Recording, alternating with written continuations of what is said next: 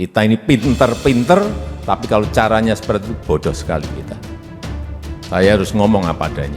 Indonesia terancam Singapura ikuti langkah UE terapkan renewable energy. Nilai tambahnya yang dapat negara lain, lapangan kerja yang dapat orang lain, apa enggak bodoh kita? Hilirisasi bahan-bahan mentah mineral kita harus dilakukan agar nilai tambahnya meningkat, memberikan nilai tambah yang optimal. Untuk menjadi pemain kunci listrik kita perlu membangun ekosistem yang kuat. Tanpa ekosistem yang kuat di dalam negeri, kita akan sulit bersaing dengan negara lain dalam membangun industri listrik. Momen penting, beberapa investor akan memulai konstruksi.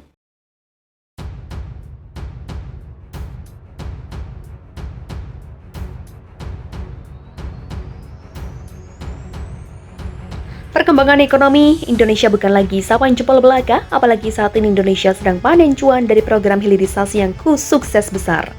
Hal itu tak lepas dari kebijakan-kebijakan berani sang presiden. Seperti yang kita ketahui, gara-gara kebijakan Jokowi tersebut, banyak negara-negara barat tak senang hal itu terlihat dari digugatnya Indonesia oleh Uni Eropa.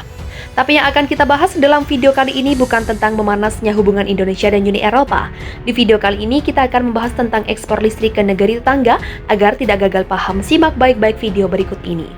Perekonomian Indonesia terbukti melesat. Hal ini bisa dilihat dari konsumsi listrik masyarakat Indonesia yang juga mengalami peningkatan yang signifikan.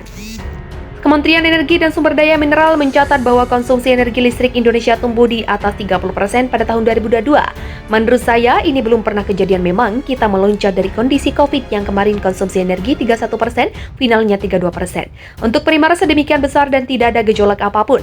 Energi tersedia dengan harga yang diatur sedemikian rupa, ungkap PLT Direktur Jenderal Ketenaga Listrikan Kementerian ESDM Dadan Kusdiana saat konferensi pers. Pada tahun 2023 ini, pemerintah menargetkan konsumsi litri per kapita naik menjadi 1.336 kWh per kapita dari target tahun 2022 yang mencapai 1.268 kWh per kapita. Meskipun konsumsi listrik meningkat, Ditjen Ketenaga Listrikan Kementerian ESDM mencatat bahwa investasi ketenaga listrikan cenderung mengalami penurunan.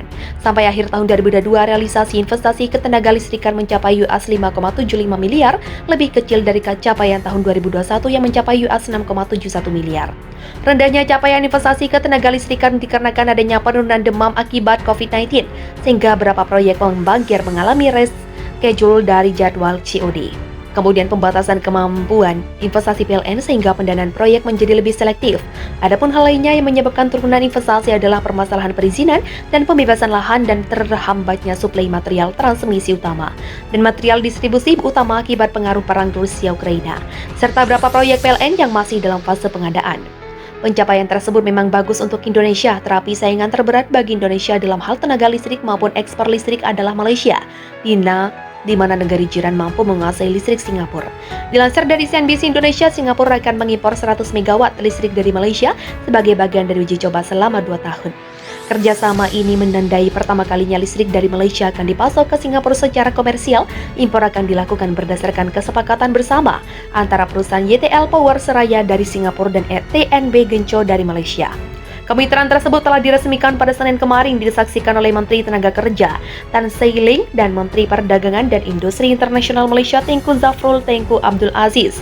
Anak perusahaan yang dimiliki sepenuhnya oleh perusahaan Genco juga melayani pasar listrik retail Singapura. Langkah tersebut merupakan bagian dari rencana Singapura untuk memperkuat arsitektur grid regional di Asia Tenggara. Singapura mulai mengimpor hingga 100 MW tenaga air terbarukan dari Laos melalui Thailand dan Malaysia. Sebelumnya, perjanjian pembelian listrik awal selama 2 tahun ditandatangani antara Kepel Elektrik dan Elektrikil Dulaos milik negara Laos. Singapura bermaksud untuk mengimpor hingga 4 gigawatt listrik rendah karbon pada tahun 2035. Ini akan menghasilkan sekitar 30% pasokan listrik negara tersebut pada tahun tersebut.